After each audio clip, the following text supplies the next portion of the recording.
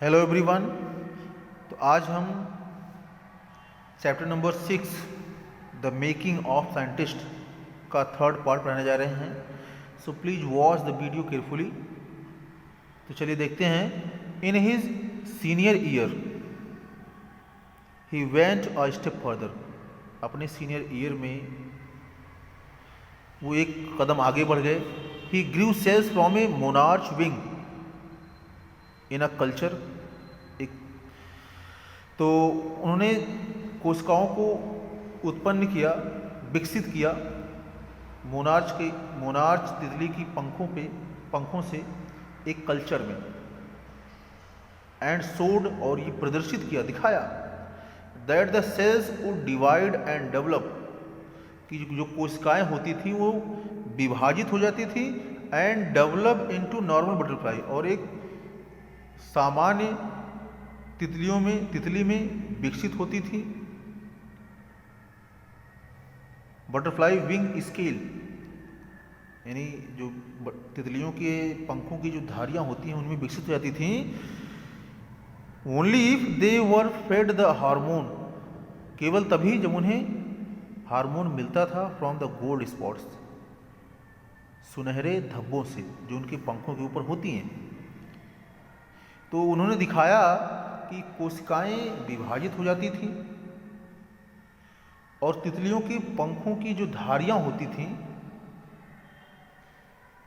उनमें वो विकसित होती थी केवल तभी जब उन्हें गोल्ड स्पॉट से हार्मोन मिलता था, पोषित होता था। और इस प्रोजेक्ट ने, that project one first place for zoology. तो जूलॉजी में, जंतु विज्ञान में इस प्रोजेक्ट को पहला स्थान मिला। कहाँ पर?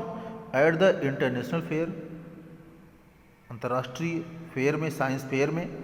ही spend the summer after graduation doing further work at the army laboratory. तो उन्होंने ग्रीष्म, जो गर्मी का मौसम था, उन्होंने उसको व्यतीत किया ग्रेजुएशन करने के बाद आर्मी लेबोरेटरी में। And at the laboratory of the US department of agriculture, तो वहाँ पे भी उन्होंने व्यतीत किया। द फॉलोइंग समर, और अगली गर्मियों में, after his freshman year eight Harvard university, और जब वो हार्वर्ड विश्वविद्यालय में गए और उनका एक फ्रेशमैन ईयर मतलब स्टार्टिंग ईयर कह सकते हैं, बिगिनिंग जो टाइम था, ईयर था, शुरुआती समय था। तो Ebright went back to the laboratory of the department of agriculture, तो वहाँ पे वापस गए। कहाँ पर? उस प्रयोगशाला में जो कि जिसका नाम था डिपार्टमेंट ऑफ एग्रीकल्चर। तो वहाँ पर वो वापस गए, उस प्रयोगशाला में एब्राइट वापस गए। And did more work on the hormone, और हार्मोन पर उन्होंने ज़्यादा से ज़्यादा काम किया फ्रॉम द गोल्ड स्पॉट, यानी जो कि हार्मोन जो कि गोल्ड स्पॉट से निकलते थे, तो उस पर उन्होंने अधिक से अधिक काम किया। Using the laboratories sophisticated instrument. Sophisticated means होता है रिफाइंड, लेटेस्ट, अपडेटेड। तो प्रयोगशाला के शुद्धतम यंत्रों का उपयोग करके ही वॉज एबल टू आइडेंटिफाई, और उन्होंने ये पहचान वो कर पाए द हार्मोन्स केमिकल स्ट्रक्चर। तो प्रयोगशाला के शुद्धतम इक्विपमेंट्स का, इंस्ट्रूमेंट्स का उपयोग करते हुए वो हार्मोन के रासायनिक संरचना को आइडेंटिफाई करने में समर्थ हो सके। और 1.5 साल बाद, a year and a half later, 1.5 साल के बाद, during his junior year, Ebright got the idea, उन्हें एक विचार मिला, एक आइडिया मिला for his new theory about life, cell life. अपने उस नए सिद्धांत जो कि उसका जीवन के प्रति था, उन्हें एक नया विचार मिला, एक नया आइडिया मिला। It came while he was looking at x-ray photos, और यह विचार तब आया जब वो एक्सरे फोटोज़ को देख रहे थे। कौन सा एक्सरे फोटोज़ था? while he was looking at X-ray photos of the chemical structure of a hormone, hormone के रासायनिक संरचना की जो एक्सरे फोटोज़ थे, जब उसको देख रहे थे तब उन्हें ये विचार आया व्हेन ही सा दीज फोटोज़, और जब उन्होंने इन फोटोज़ को देखा, इन चित्रों को देखा, इब्राइड डिडंट साउट यूरेका, एक साउटिंग वर्ड है, मतलब खुशी का, जब आप खुश होते हैं, बहुत ज़्यादा एक्साइटेड होते हैं, और even I have got it, या मुझे मिल गया, ऐसा उन्होंने कुछ भी नहीं बोला। डिडंट साउट यहाँ पे लिखा हुआ है, तो ना तो उन्होंने यूरेका बोला और ना ही आई हैव गॉट कि मुझे मिल गया, मुझे मैंने पा लिया, मुझे एक उपलब्धि मिल गई, ऐसा कुछ भी नहीं कहा। बट ही बिलीव्ड, लेकिन वो विश्वास करते थे कि along with his findings about insect hormones, जो उन्होंने इंसेक्ट हार्मोन्स के बारे में अपनी खोजें की थी, the photos gave him the answer, तो उन चित्रों ने, उन फोटोज़ ने उन्हें एक उत्तर दे दिया। To the biology's, one of the biology's puzzles, यानी जीव विज्ञान का एक जो पहेली थी उसका उन्हें एक उत्तर मिल गया। How the cell can read the blueprint of its DNA, कि एक मतलब जो कोशिका होती है, सेल होता है, वो किस प्रकार से अपने डीएनए के जो ब्लूप्रिंट है, एक छाप है, एक खाका है, उसको कैसे पढ़ सकती है। DNA is the substance in the nucleus of a cell, तो यहाँ पे बताया जा रहा है डीएनए एक सब्सटेंस होता है, पदार्थ होता है, जो कि किसी कोशिका के न्यूक्लियस में होता है, केंद्रक में होता है, और जो हेरिडिटी को कंट्रोल करता है। हेरिडिटी मीन्स होता है वंशानुक्रम। It determines the form and function of the cell, और ये कोशिका के स्वरूप और उसके क्रिया, फंक्शन को सुनिश्चित करता है। और इस प्रकार से डीएनए जो है वो जीवन का एक ब्लूप्रिंट है, खाका है, एक मॉडल है। इब्राइड एंड हिज कॉलेज रूममेट, इब्राइड और उनके जो कॉलेज रूममेट थे, जिनका नाम है जेम्स और Wong, worked all that night drawing pictures and constructing plastic models of molecules to show how it could happen. तो इब्राइड और उनके कॉलेज रूममेट जेम्स और रॉन्ग ने पूरे रात भर चित्रों को ड्राइंग करने में और मॉलिक्यूल्स के प्लास्टिक मॉडल बनाने में, ये दिखाने के लिए किस प्रकार से ये घटित होता है, किस प्रकार से ये होता है, पूरी रात भर वो काम करते रहे। और साथ साथ दे लेटर रोड, बाद में उन्होंने ये भी लिखा, एक शोध पत्र लिखा, पेपर लिखा, दैट एक्सप्लेन्ड द थ्योरी, जिसमें उस सिद्धांत की व्याख्या थी, सिद्धांत के बारे में बताया गया था। Surprising no one who knew him, और जो लोग उन्हें जानते थे उनको बिना आश्चर्यचकित करते हुए, Richard Ebright graduated from Harvard with highest honours, तो हाईएस्ट ऑनर्स में उन्होंने हार्वर्ड यूनिवर्सिटी से ग्रेजुएशन पूरा किया।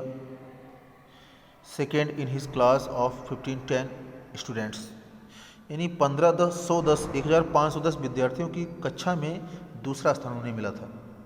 He got the second position in his class that was consisted of 1510 students. Ibrahim went on to become a graduate student researcher at Harvard Medical School. तो वहाँ पे बनने के लिए चले गए एक graduate student researcher. There he began doing experiments to test his theory, और वहाँ पर उन्होंने अपने सिद्धांतों की जांच करने के लिए प्रयोगों को करना शुरू किया। If the theory proves correct, और यदि सिद्धांत सही होता है, सही सिद्ध होता है, तो it will be a big step towards understanding the process of life, तो ये जीवन की जो कार्यविधि है, प्रोसेस है, उसको समझने के प्रति एक बड़ा कदम होगा।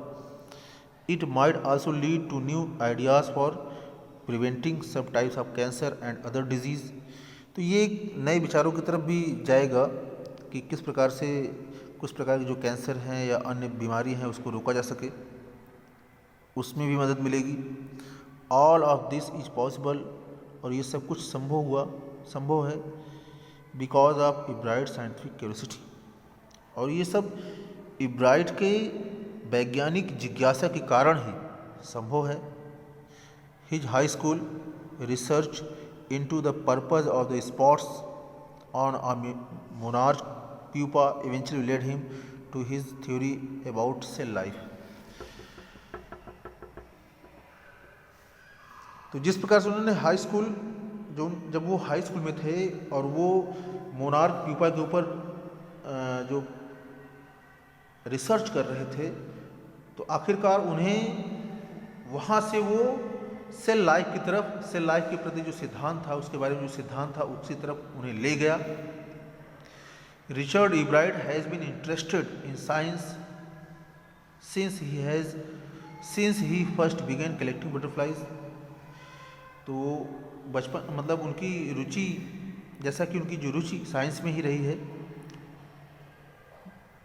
यानी उस समय से जब उन्होंने तितलियों को कलेक्ट करने का, उनका संग्रह करने का काम करना शुरू किया, बट नॉट सो डीपली, लेकिन उतनी गहराई से नहीं, that he हैज़न time for other interest, कि अन्य कार्यों के लिए उनके पास कोई टाइम ही नहीं है, कोई समय ही नहीं है, ऐसा भी नहीं है। Ebright also became a champion debater, एक बहुत अच्छे डिबेटर भी बने, डिबेट करने वाले, बहस करने वाले, एंड पब्लिक स्पीकर और सार्वजनिक वक्ता, एंड ए गुड कैनोइस्ट और एक अच्छे नौका चालक, and all around outdoor persons, और मतलब जितने भी आउटडोर्स एक्टिविटीज़ होती हैं उनमें वो ऑलराउंडर थे, कह सकते हैं आप, दक्ष थे, एक्सपर्ट्स थे। He is also an expert photographer, वो एक दक्ष फोटोग्राफर भी हैं, एक्सपर्ट फोटोग्राफर भी हैं, और विशेष रूप से प्रकृति और वैज्ञानिक जो प्रदर्शनी होती हैं उनके। इन high school Richard Ebright was a straight a student, मतलब कह सकते हैं कि ग्रेड ए स्टूडेंट, मतलब एक बहुत अच्छे विद्यार्थी थे। बिकॉज लर्निंग वॉज ईजी, सीखना आसान था, तो ही turned a lot of his energy toward the debating, तो उन्होंने अपनी ढेर सारी ऊर्जा को किस तरफ मोड़ा, डिबेट करने की ओर। एंड मॉडल इनोवेशन क्लब्स, जो वहाँ पे क्लब्स थे जहाँ पे वो भाषण दिया करते थे, तो अपनी ऊर्जा का एक ज़्यादा अंश वहाँ पे भी लगाया। He also found someone to admire, और उन्होंने किसी से ये प्रशंसा करते हुए भी पाया, सुना, Richard A Weiherer, his social studies teacher, जो कि उनके SST के टीचर थे, and adviser to both clubs, और उन दोनों क्लब के समूह के एडवाइज़र भी थे। Mr Weiherer was the perfect person for me then, तो बता रहे हैं कि मिस्टर वेरर उस समय मेरे सबसे पूर्ण व्यक्तित्व थे एक तरह से। He opened my mind to new ideas, और उन्होंने मेरे दिमाग को नए विचारों की तरफ खोला किया, मतलब उन्हीं के कारण मैं नए विचारों को मैंने पाया, ऐसा इब्राइट बोलते हैं। Richard would always give the extra effort, Mr Weiherer से, तो मिस्टर वेरर कह रहे हैं यहाँ पे कि रिचर्ड इब्राइट हमेशा एक अतिरिक्त प्रयास देते हैं, हर काम को करने के लिए हमेशा एक अतिरिक्त प्रयास करते हैं। व्हाट प्लीज्ड मी वॉज, और वो चीज़ जिससे मुझे खुशी होती थी, here was this person who put in 3 or 4 hours at night doing debate research, तो बता रहे हैं कि ये एक ऐसा व्यक्ति था, एक ऐसा पर्सन था जो कि 3 या 4 घंटे रात में डिबेट करने के लिए स्पेंड करता था। अलावा इसके doing all his research with butterflies, तितलियों पर अपना रिसर्च करने के अलावा, एंड हिज अदर इंटरेस्ट, और जो अलग कार्य होते थे, तो इन सब के अलावा वो 3 से 4 घंटे डिबेट करने के लिए निकालते थे। Richard was competitive, Mr Weiherer continued, वो मिस्टर वेरर बताते हैं कि वो बहुत प्रतिस्पर्धी थे, but not in a bad sense, लेकिन एक बुरी भावना से नहीं, इन अ पॉजिटिव सेंस। तो उन्होंने बताया Richard wasn't interested in winning for winning sake और winning to get a prize, तो मतलब जो काम कर रहे थे रिचर्ड इब्राइट, जो इन्वेंशन कर रहे थे, जो रिसर्च कर रहे थे, तो जीतने के लिए नहीं कर रहे थे और ना ही पुरस्कार पाने के लिए। अपेक्षाकृत इसके ही वॉज विनिंग, वो इसलिए जीत रहे थे क्योंकि he wanted to do the best job he could, मतलब जो वो कर सकते थे सबसे सर्वश्रेष्ठ काम कर रहे थे। और अगर हम सही कारणों की बात करें, फॉर द राइट रीजन्स, अगर हम सही कारण बताएं, सही कारणों की बात करें, he wants to be the best, वो सर्वश्रेष्ठ बनना चाहते हैं।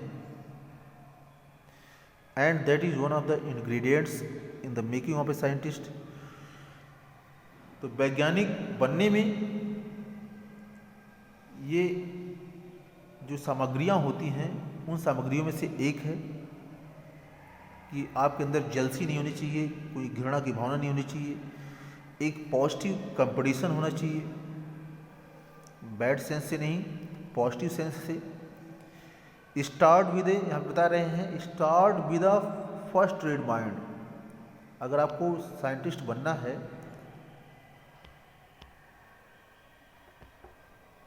तो कैसे? Start with a first rate mind, मतलब प्रथम श्रेणी का दिमाग लगाइए एकदम। ऐड क्यूरियोसिटी, जिज्ञासा को मिलाइए। And mix in the will to win, and mix in the will to win, और जीतने के लिए इसमें इच्छा शक्ति को भी मिलाइए।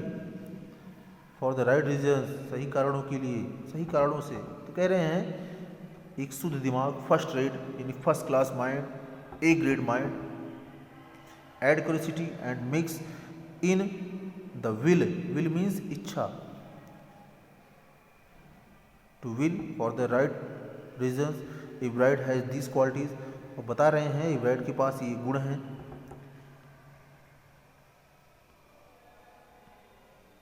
From the time the book the travels of monarch X open the world of science to him, और वो समय जब उन्होंने वो बुक पढ़ी the travels of monarch X, तो उसने साइंस का जो दुनिया थी उनके लिए खोल दिया। उस किताब ने उसी समय से उनके लिए विज्ञान की दुनिया को खोल दिया, विज्ञान की दुनिया के दरवाजे को खोल दिया। Richard Ebright has never lost his scientific curiosity, और रिचर्ड इब्राइट ने अपनी वैज्ञानिक जिज्ञासा को कभी नहीं खोया, मतलब उनकी जो क्यूरियोसिटी है, साइंटिफिक क्यूरियोसिटी है, वो कभी समाप्त नहीं हुई, कभी खत्म नहीं हुई। और यही कारण है, that's why he became a successful scientist, वो एक सफल वैज्ञानिक बने, पॉपुलर साइंटिस्ट। तो आज के लिए बस इतना ही, आपका चैप्टर यहाँ पे ख़त्म होता है। अपने कमेंट्स, ओपिनियंस ज़रूर दीजिएगा, आपको चैप्टर कैसा लगा, एक्सप्लेनेशन हमें ज़रूर बताइएगा। Thank you, have a good day.